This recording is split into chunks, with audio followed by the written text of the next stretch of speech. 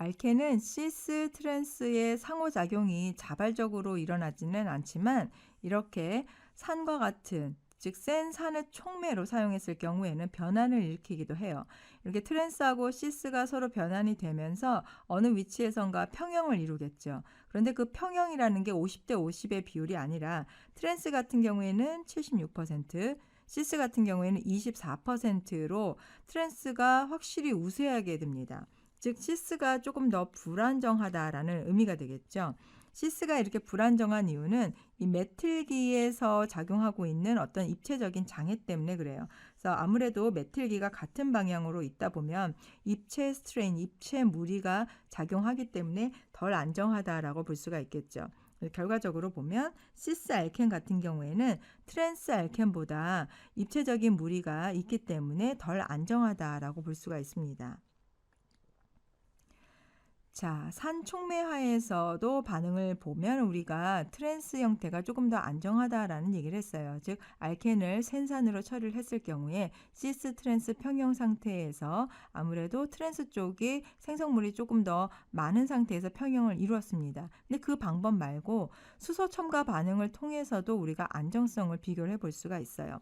예를 들면 이렇게 양쪽 트랜스로 있을 때의 수소 첨가되는 반응이라든지 양쪽 시스로 되어 있을 때에 수소가 첨가되고 있어서 결국 뷰테인을 생성하는 이중결합이 없이 전부 다 포화된 탄화수소인 뷰테인을 형성하는데 이때 각각 다른 수소와 열을 나타내고 있다는 거죠.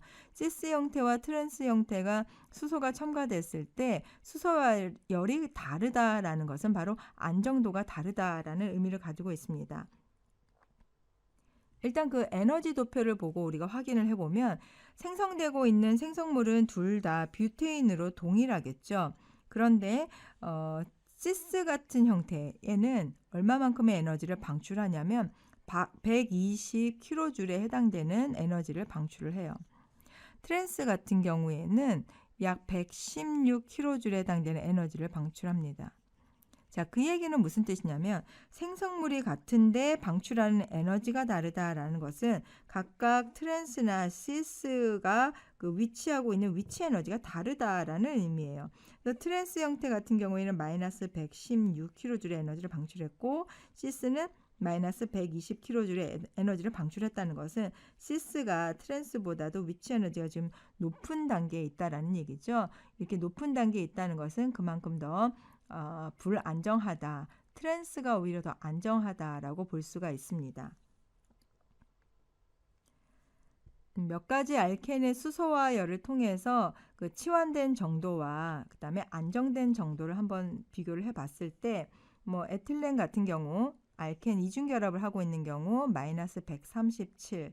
그다음에 치환체가 여기 지금 수소로만 되어 있는데 그게 치환체가 이제 하나씩 생기는 거죠. 1치환체일 때는 마이너스 126. 그다음에 2치환체일 때는 마이너스 120.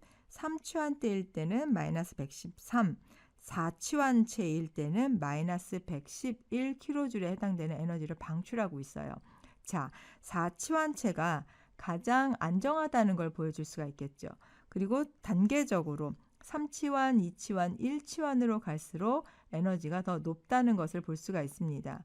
그리고 2치환체 같은 경우에는 시스하고 트랜스하고 비교해 봤을 때 트랜스가 조금 더 안정했고 시스가 덜 안정했다라고 볼 수가 있겠죠. 1치환체가 가장 덜 안정한 에너지를 가지고 있는 것으로 나타났습니다. 따라서 에너지의 어떤 안정적인 면에서 봤을 때 4치환체가 가장 안정하다라고 볼 수가 있고요. 그 다음에 3치환체, 2치환체, 1치환체 순서다라고 볼 수 있어요. 그래서 여기 지금 치환체에 해당되는 부분을 이렇게 알킬교로 표현했는데 이렇게 4치환체에 대해 있을 때가 가장 안정하고 순서대로 이렇게 볼 수가 있겠죠. 그리고 이제 트랜스 같은 경우하고 시스 같은 경우도 봤을 때 트랜스가 조금 더 안정한 그런 형태를 보였습니다. 이제 왜 이러한 현상이 나타났는가를 한번 생각을 해봐야 되겠죠. 여기에서는 하이퍼 컨주게이션이라는 용어가 등장합니다.